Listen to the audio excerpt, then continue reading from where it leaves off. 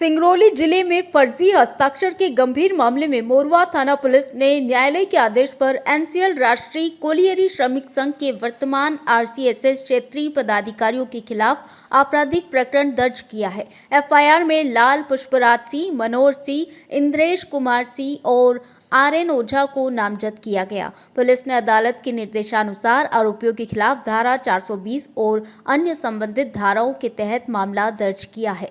आरोपितों पर किसी महत्वपूर्ण दस्तावेज में फर्जी हस्ताक्षर कर धोखाधड़ी करने का आरोप लगा है। मामले को लेकर स्थानीय स्तर पर चर्चाएं तेज हो गई है और लोगों में इसकी गंभीरता को लेकर भी चिंता देखी जा रही।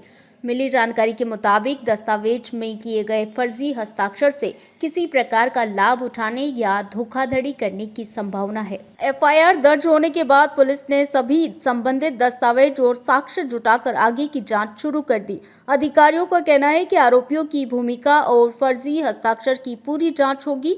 यह मामला एनसीएल के अंदरूनी प्रशासन और दस्तावेजी प्रक्रियाओं में अनियमितताओं को भी उजागर करता है। पुलिस ने साफ किया है कि किसी भी प्रकार की धोखाधड़ी बर्दाश्त नहीं की जाएगी और दोषियों के खिलाफ सख्त कार्रवाई की जाएगी।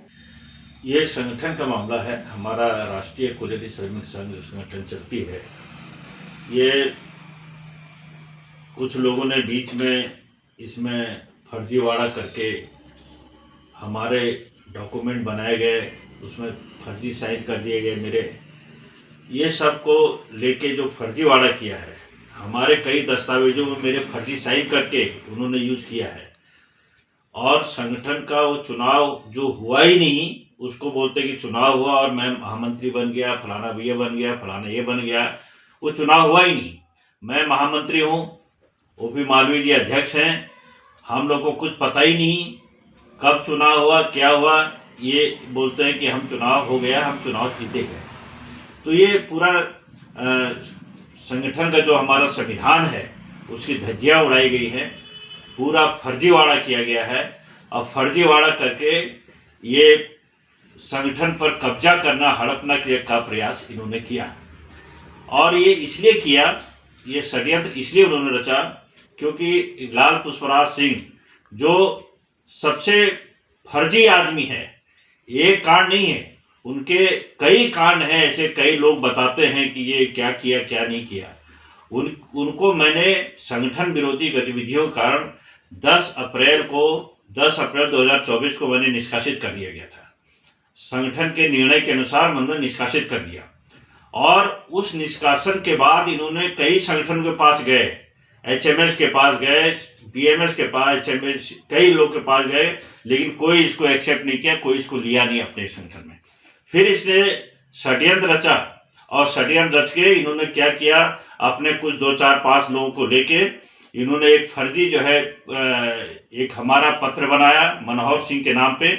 और उस पत्र में लिखा कि आप संगठन का चुनाव कर लें। चुनाव कर लें नहीं लिखा है, आप सभा बुला लें, सभा बुला के कार्रवाई करें। और इन्होंने उस फर्जी पत्र के आधार पे इन्होंने कहा कि हमने चुनाव करा लिए, सभा बुलाया, जबकि कुछ भी न सभा बुलाया न जो है चुनाव कराए। और रजिस्ट्रार ऑफ ट्रेड यूनियन से इन्होंने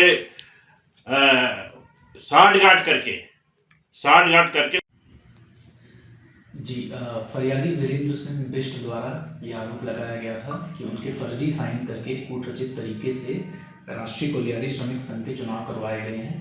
इस मामले में उन्होंने न्यायालय में अर्जी दी थी, परिवाद दिया था और माननीय न्यायालय ने सीआरपीसी की धारा 156(3) के अंतर्गत थाने को यह आदेश दिया था कि इसमें एफआईआर दर्ज करके विवेचना की जाए। तो उसी का पालन करते हुए आईपीसी की धारा 420, 465, 468, 469, 471 व 34 में अपराध पंजीबद्ध कर लिया गया है। अग्रिम विवेचना जारी है। सर, इस अपराध में कितने लोग शामिल हैं? जिसमें 4 लोगों पर एफआईआर हुई है, जिसमें लाल पुष्पराज सिंह हैं और बाकी 3 आरोपी और। सिंगरौली से उपेंद्र दुबे की रिपोर्ट। भारत का ब्लॉक बाबजी एएससी ब्लॉक, मजबूती ऐसी स्टील जैसी, ना रेती ना सीमेंट ना तराई की है झंझट। भारत का नंबर 1 ब्लॉक आईएसआई व आईएसओ मार्क से प्रमाणित भी है। एमपी राजस्थान का सबसे अत्याधुनिक प्लांट। अगर आप भी चाहते हैं बाबजी एएससी ब्लॉक मंगवाना तो आज ही संपर्क करें। Jhanjharwada industrial area, Neemuch, Madhya Pradesh. Contact number screen पर मेंशन है, जल्दी संपर्क करें।